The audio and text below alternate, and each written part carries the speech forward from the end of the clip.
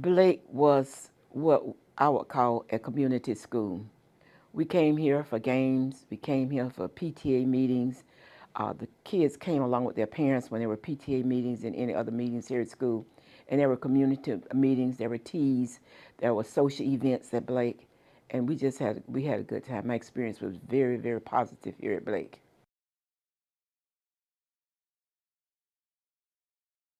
What helped me most of all, I was a very withdrawn child.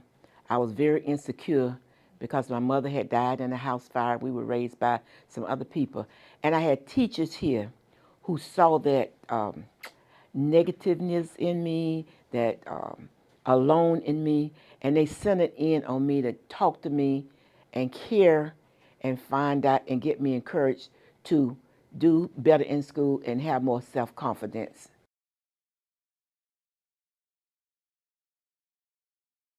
We had a good bond, and the bond was that you could talk to the teachers. You can they could talk to you. They had the freedom to ask you questions, and you had the freedom to talk with them. And as I said, they saw in me something that was missing and something that was lacking, and they talked to me about it. And then when they found out my background, they set out to encourage me that I can make it and I can do.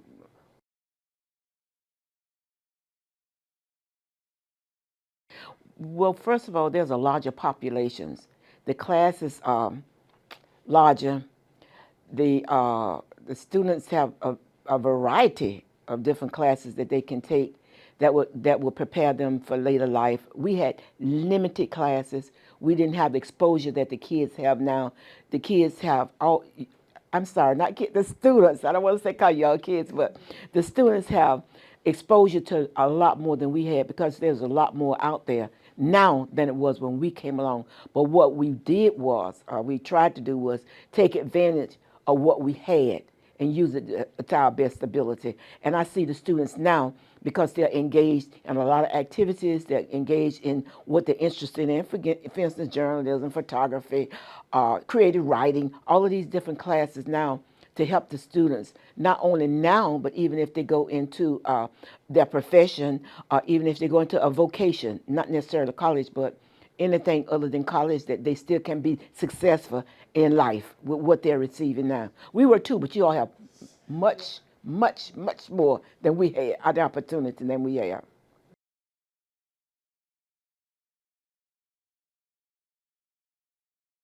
I don't think that was because of the times. I came when Blake was segregated school, and the times we had were good.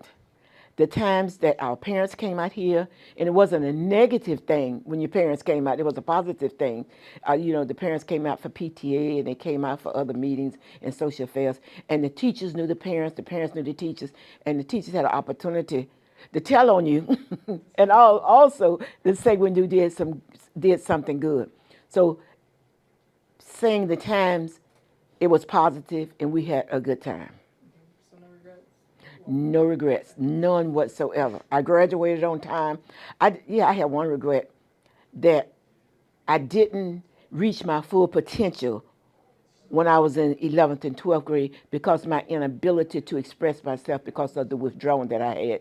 But the teachers pulled it out. For instance, when I was in 10th grade, I loved Shakespeare. And my mother had found a Shakespeare book, The Complete Works of William Shakespeare, at a thrift store. And I read that. I read Shakespeare, and I looked it up. And during that time, we had encyclopedias, and I looked a lot of it up in encyclopedia. And by the time I got to the 11th grade, my 11th grade teacher, Miss Clark, told Miss Clark, "Well, Frances is doing well in my class, and she's doing this, but she had bad grades in ninth and 10th grade." And then Miss Clark and Miss Carr kind of got together and said, well, we're going to see what's going on with her and why she's like that. I got such a pleasure out of reading the complete works of William Shakespeare, like Hamlet and all of those things. Did I answer your question? Yeah. Okay. You did. I have a tendency to go and go and go, take these rabbit trails.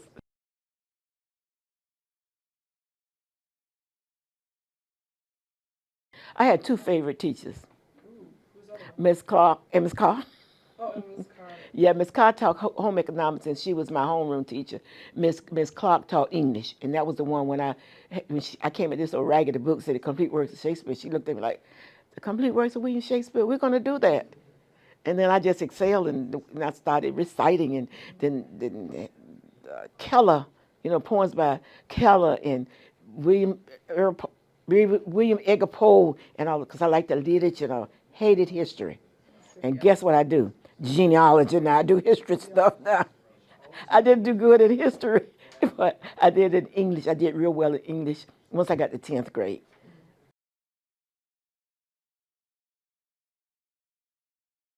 There were so many good memories. I can't say which one was my favorite.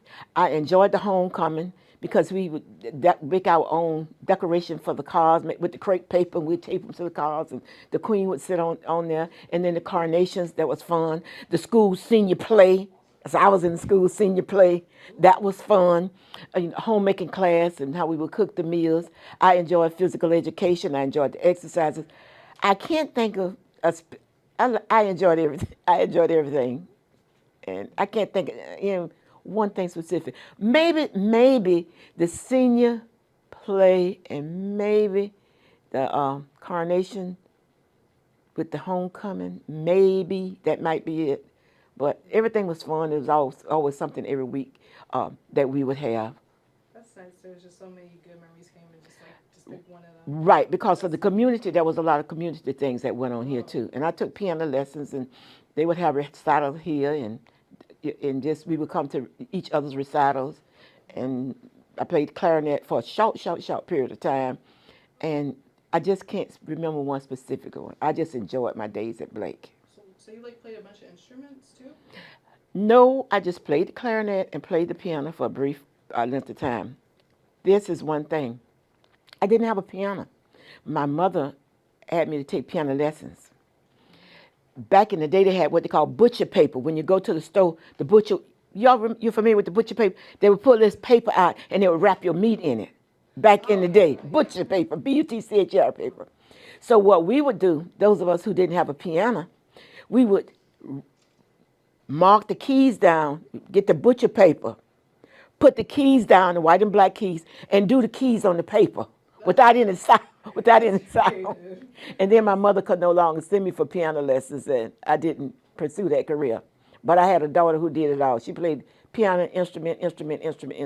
But what I didn't do, my daughter got a chance to fulfill that.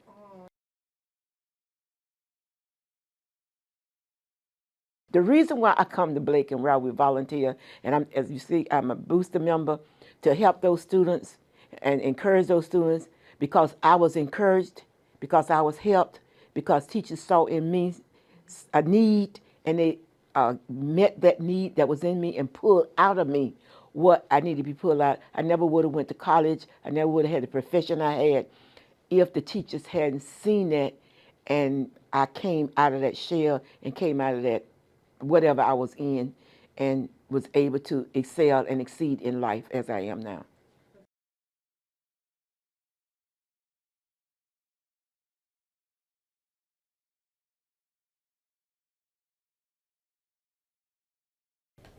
I was here from 1958, September 1958, to until June 1964. So that was 6 years of my junior high school and high school life.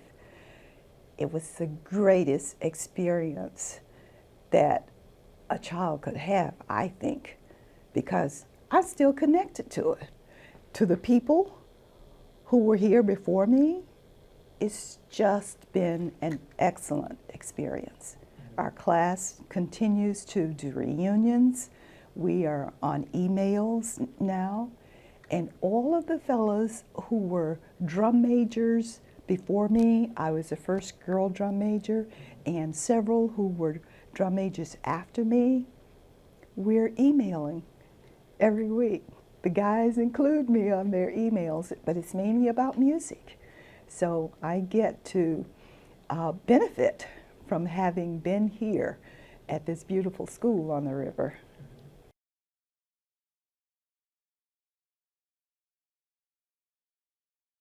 Half my class is now deceased, But the other half, I'm chairman of our next reunion.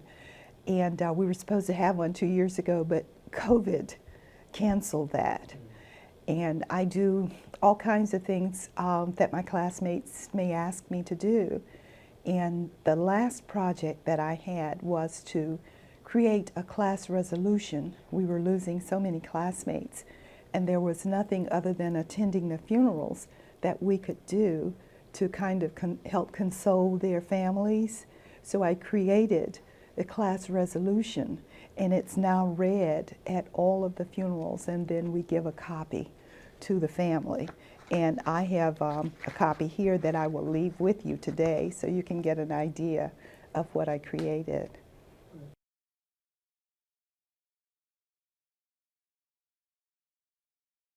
Yes, simply because 1959, I was one of 4 seventh graders. I was the youngest of all those 3, and altogether 40 students, we were honor students from Blake and Middleton, were taken to Washington, D.C. by train from Tampa to D.C. And we lived in the dormitories of Howard University during that time. I found out that the hotels were integrated, but we probably didn't have enough money to stay in a hotel. So we lived in the girls' dorm and then the boys in the boys' dorm. And we were taken over all of D.C. The most disappointing thing was, just as we were about to enter the White House, Representative Bill Kramer was standing next to me, and he says, wait, something is happening. So the whole group of us waited. We stopped in our tracks. And he says, something is happening. So these 3 limousines came by, sort of like leaving underneath the cover of the White House. They came in front of us, and Bill Kramer says, it's the President of the United States of America. And I said, where? I can't see it. And President Eisenhower leaned forward like that and waved at me. And Bill Kramer says, wait.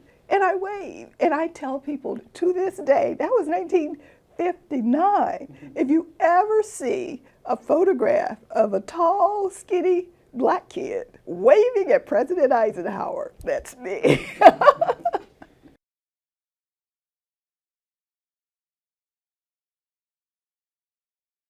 I enjoyed everything, and I could not compare it to anything. I was the oldest of my siblings, so no one had gone to this school from my house before. This was a new school. And I just enjoyed it because the people were nice. We had the benefit of seeing the upperclassmen every day, and Frances Cheeks was one of those beautiful upperclassmen that I saw. She was so friendly. And so it was that kind of atmosphere that we had at the school. Everything we needed as children was right here. And all we had to do was emulate the older students. We obeyed our teachers. Whatever they wanted us or needed for us to do, we did. We knew most of the leaders, especially business leaders in the community, because each week we had assembly programs. And the community leaders would sometimes be the keynote speakers, or they would be guests. Moses White, who owned a restaurant and some other facilities. His brother Chester White owned the service station in West Tampa. Then there were just so many people like that. Mr. G.V. Stewart, who was assistant superintendent, would come to our schools for these assemblies. So we met a lot of people and knew most of the leaders in the community.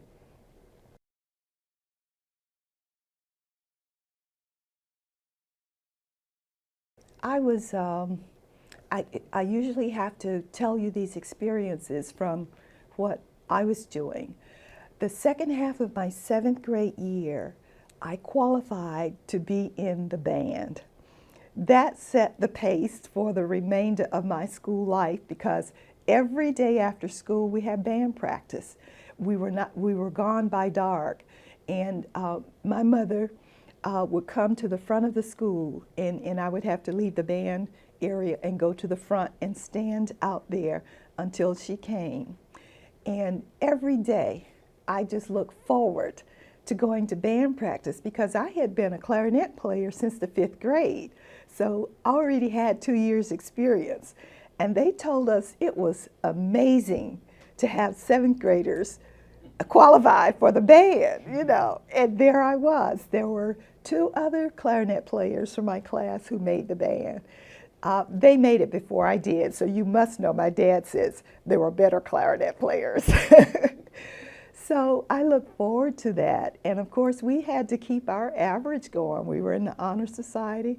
I missed the honor roll the very first 9 weeks of my 7th grade year. I didn't know what it was. And so I got a spanking at home.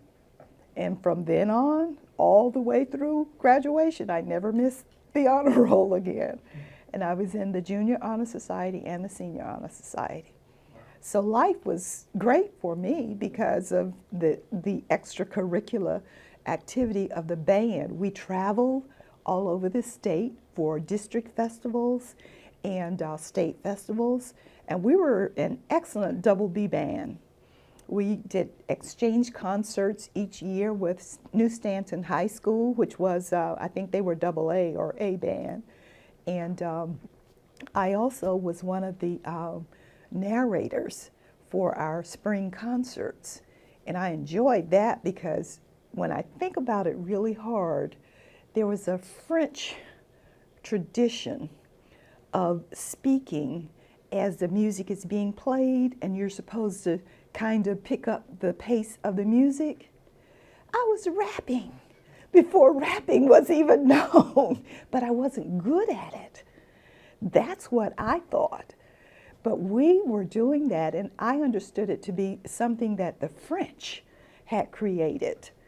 And you see, the Bronx now claims, you know, to have created rapping 50 years ago.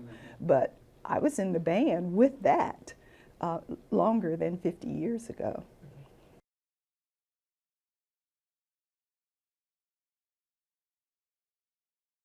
I think it was very strong because we respected our teachers. I mean, we needed to get to the next grade level, and if we were successful to graduate, go to college and get a job.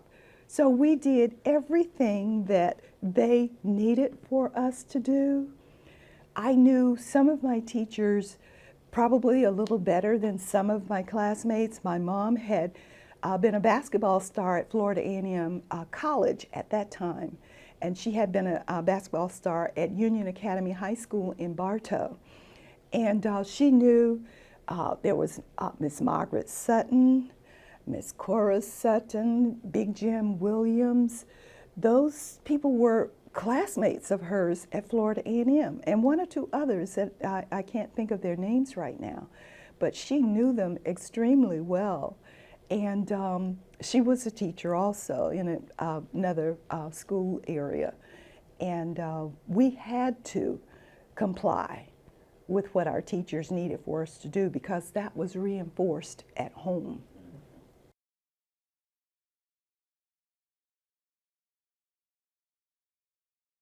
That was the most difficult question to answer because all of our teachers had superior qualities as far as I knew. I still connect. In fact, when I leave here today, I'm going by Dr. Eloise Cabrera White's house to pick up information that she wants me to take to the FAMU archives.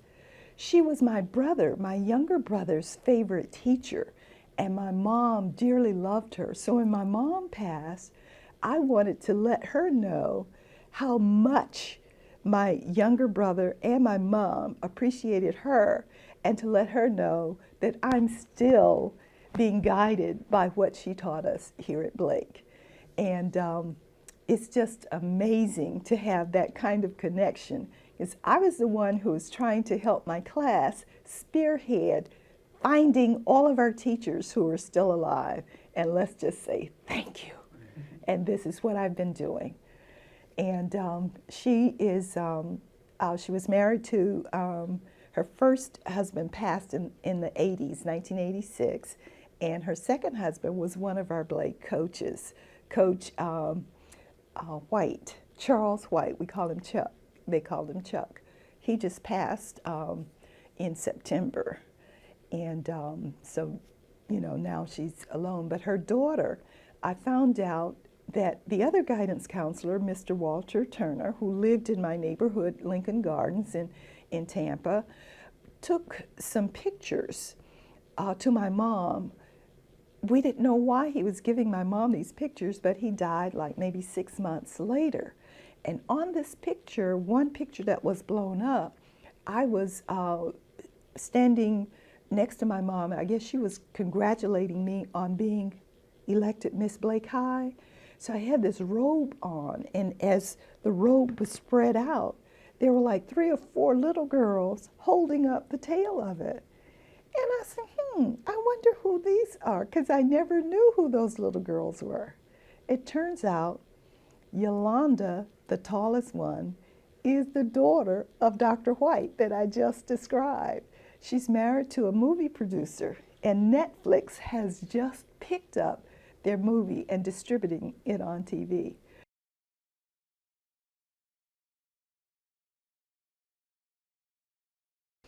There were so many of them. And like I said, remembering Miss Francis, when she was an upperclassman, she was just so nice that that's how I can know her, you know. And to be able to be in organizations now or activities with her, it gives me a good spirit. And that's what I constantly need. It seems like it's almost like religion, having a great spirit. But I remember the night that I was of the coronation for Miss Blake High, my auntie in Fort Lauderdale told my mom to take me dressed in my gown by the hospital, because my dad was very sick and he was hospitalized. So she took me to the hospital, to Tampa General, before coming here for the coronation. And at the foot of his bed, I was standing, and he thought that I looked real pretty in my gown. And he says, now, even if you win, you can never think that you're any better than anybody else. And that's the way I live. That night, coming here and sitting down in the chair, waiting for them to announce her name, there were 4 of the girls of my friends, classmates running against me. And we each had a rose. And I remember just sitting there waiting for them to announce the winner. And I was hitting the rose on my dress. And when they announced that I was Miss Blake High, I froze. And my good girlfriend, Margaret Dunlap Long, said, Jackie, you won. I said, what do I do? She said, you got to get up. That stuck with me. Margaret passed 3 years ago. My mom thought she was the most beautiful girl in our class. So I didn't think that I was going to win. So that's why I was just, you know, sitting there motionless. But she's the one who says, you got to get up. You won.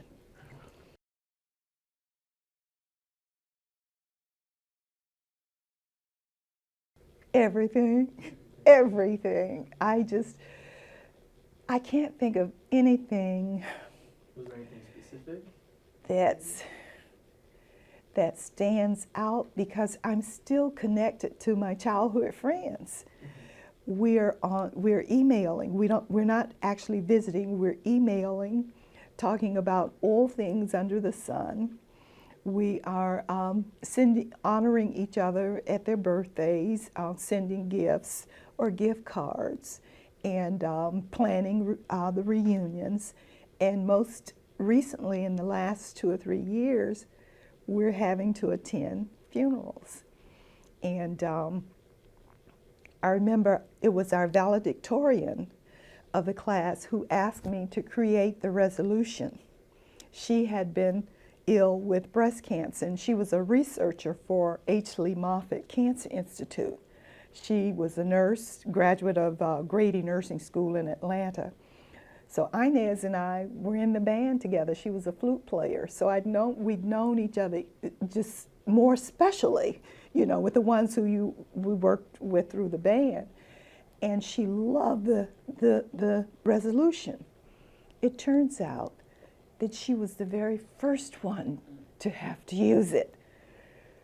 And this was maybe 5 months after our reunion where I created it. So I went to Brandon. She had specifically asked that I read it. I was up at the pew. Her body was cremated.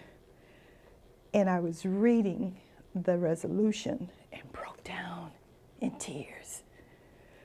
I stopped, composed myself, and completed it. And then after, I went down to the audience and I gave it to the family. And I went back to my seat where the classmates were, and I said, don't ever ask me to do this again. And so I haven't. It's too emotional, too emotional.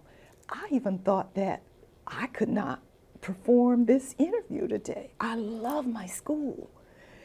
And I just didn't know how, you know, I would be able to carry this out. So I asked Miss Francis to come and be with me.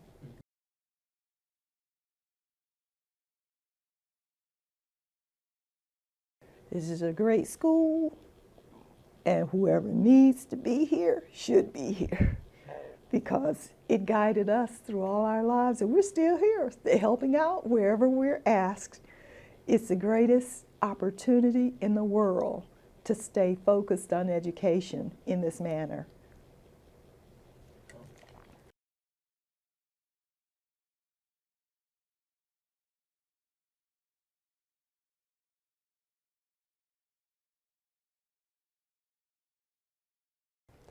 It was extremely exciting. It was a lot of fun because of the activities that I was in and the teachers. I had a very healthy, exciting, and very pleasing high school experience at Blake. I was a majorette. Don't tell anybody I told you. I was a majorette. I call myself a scrub on the basketball team that qualified to make the trips. Didn't bother me none as long as I made all the trips. So I was on the, not the ones that went on the floor. You know, I wasn't on the first string, but I was on the basketball. I was on the newspaper staff and on the yearbook staff at the school. And what was interesting for us when I was at Blake, Blake went from 7th grade through 12th grade. So we had that opportunity to interact for 6 years.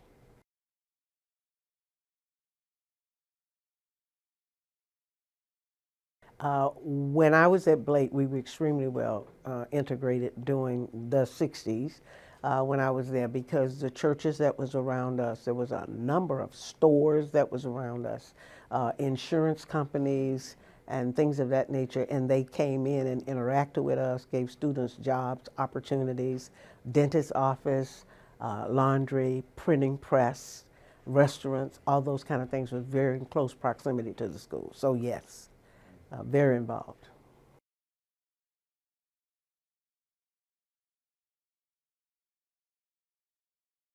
Probably very little, unless I could pick who I wanted to be the principal, pick the teachers that I wanted to go to and the ones that I did not want to go to.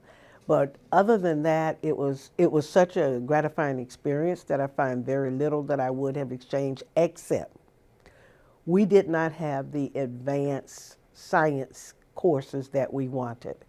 And we got together, a group of us, and we requested that the school bring it in. And rather than bringing in an outside instructor, they used one of our better science instructors, Mr. O'Neill, never forget him.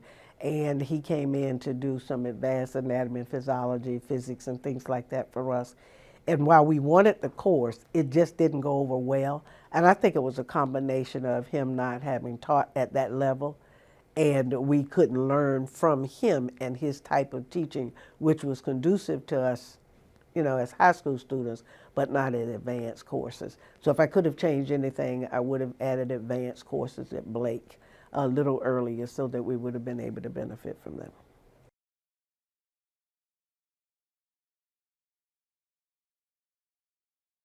Student life was interesting. We didn't have the problems that are being encountered today, so we didn't see a lot of students. Biggest thing we did, I'll tell you, that was bad was skip school. And we were on the river, and the boys would go down there and swim, and we would sit on the edge and watch them.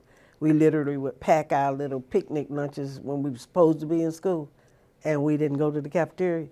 Parents didn't know it, but you made a couple of sandwiches and got some chips and got some fruits, and we went down and sat on the riverbank and watched the boys go out there and swim.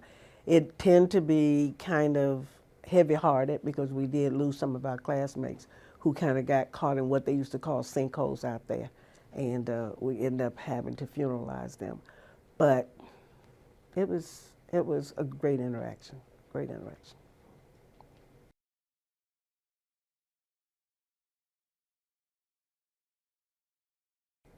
Very good. Um, give you a few jokes.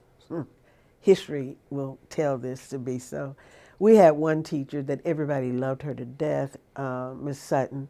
We all knew what she was doing when she gave us assignments and she was behind the paper or the book. We knew Miss Sutton was organizing her candies in her drawer and she sold us candy. And so we loved her. Dr. C.C. Miles, he was a math teacher. He was our class leader advisor for the senior class. Dr. Miles was the tennis coach, but he also on the weekend wanted to make sure young people had a place to go. So he interacted with all of us very well because he was called DJ Miles, and he would actually rent a place and have dances on Saturday night. So he trained some of the young men on how to be DJs, how to use all the audiovisual equipment, and he had jam-packed dances every Saturday night. Nobody ever got hurt. It was always fun. We had great counselors, principals, as well as some of our other teachers. It was just fun. So we got along with them well because they all worked with us and provided us things and encouraged us, counseled us, and they were the ones who was the impetus behind making sure that we pursued something after high school, whether it was a trade, whether it was a military, or whether it was going to community college, junior college, or whether it was going to go to a four-year university at a college.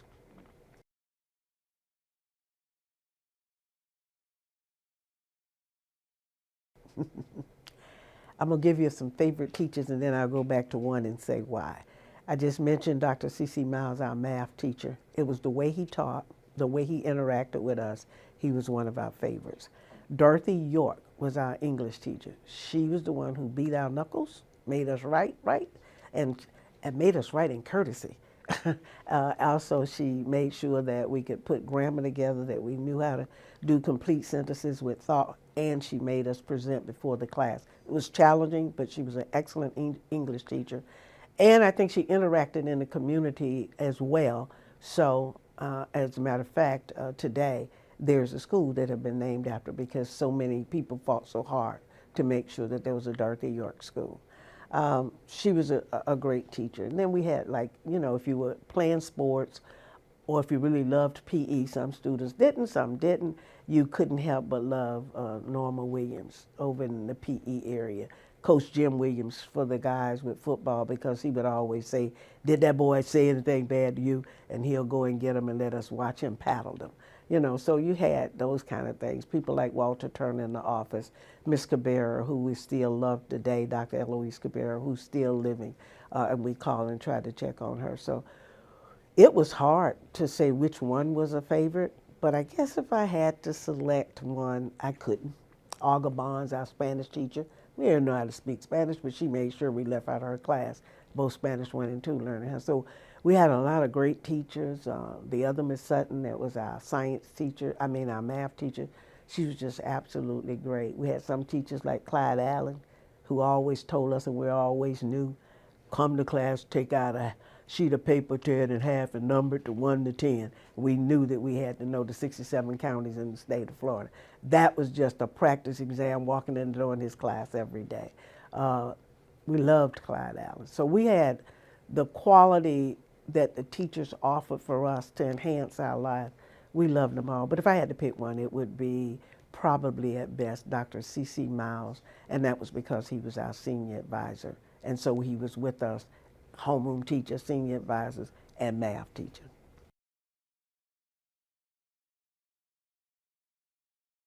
Being mischievous, I won't say that. Probably one of my favorite members would be our senior prom. I mean, I think I did well academically. I did reasonably well with grades. But one of the things that I remember the most was our prom, when we did a Hawaiian scene. We had the gym all nets, everything, fish hanging all down, having a good time. But even though I did that, I knew I wasn't going to the prom. I was so mischievous that I was 15 and a half during my senior year, and I had been told that a 15 and a half have to have a curfew. And my parents gave me a curfew. So I had all brand new clothes, laid out on the bed in my room, ready to go to the prom, and knew I was not going. I was going to be mischievous and punish my parents for not letting me get past that curfew. So I laid everything out, went over and helped doing the decoration in the gym, and came back home, took a bath, and they thought I was getting ready, and I came downstairs in my cutoff jeans, my salockers, and a t-shirt, and I went and sat on a car out by the gym and watched everybody go to the prom, and I didn't go to my prom. So that was something that I remember. In addition to, I was Letty in the class play. I was a little girl, and I got a chance to snatch my mama's fur coat and have a bathing suit on up under it. And so I was able to take my fur coat off and have my bathing suit on at the scene. But little things like that was real, it was real good. Didn't have a lot of problems academically. Wasn't the A student in the class, but I wasn't the C student. So I was somewhere in between and was able to manage okay academically. So I enjoyed school while I was there.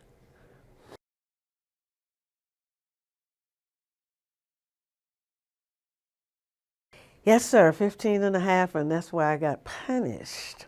But I started school when I was 4. I was a talker, and I was born in November. And during the time we were in school, parents, you had to be 6 years old or 7 or whatever, 6 years old before September, or you had to wait a whole year to go to school. And I had a very courageous mother, and she made sure that all of us got in on the year that we were going to turn 5.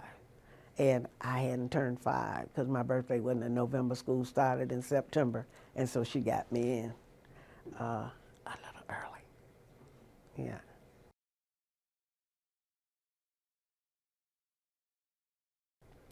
I'll say 2 things: how to respect others and work with others. They forced us to respect one another and to love one another. And believe it or not, in my class in 65, and I can't speak for the other classes, but I think it was similar. My husband was in 63, but my neighbor was in 64 and 66 on both sides of me. But they taught us that we should look out for one another and learn to care for one another. So if we saw someone that was having a problem, being challenged in any way, we didn't laugh at them and pick at them. We actually reached out to assist them and help them. And that I carried with me to community college, because they wouldn't let me go to college either. They said I was too young to go away from home. So I had to stay home and go to Gibbs, that was in St. Pete, and transferred over to St. Pete Junior College on the Clearwater campus, because they closed Gibbs at the end of my first semester.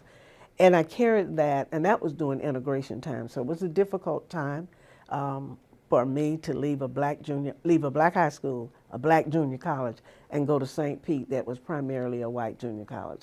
And so I had to learn to care for people. So we kind of found a group of ourselves and cared for each other.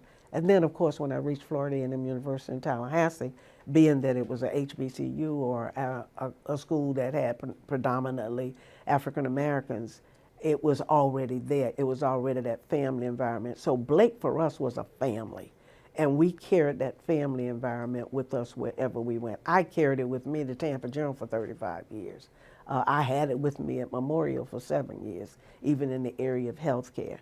And today, I still have it because I still try to look, what can I do for someone else?